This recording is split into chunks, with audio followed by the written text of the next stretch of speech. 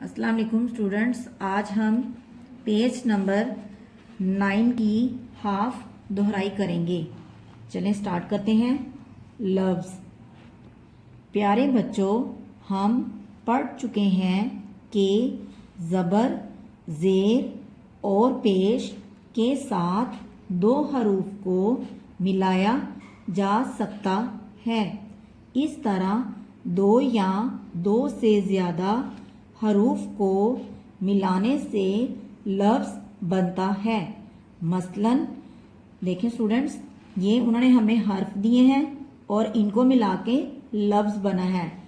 زبر کے ساتھ دیکھیں پہلے، الف زبر بے اب، رے زبر بے رب۔ زیر کے ساتھ دیکھیں، دال زیر لام دل، دال زیر نون دن۔ پیش کے ساتھ، دال پیش میم دم، چے پیش پے چپ۔ اسی طرح الف مدہ میم عام، الف مدہ جیم آج۔ آج کے لیے اتنا ہی اسٹوڈنٹس، اللہ حافظ۔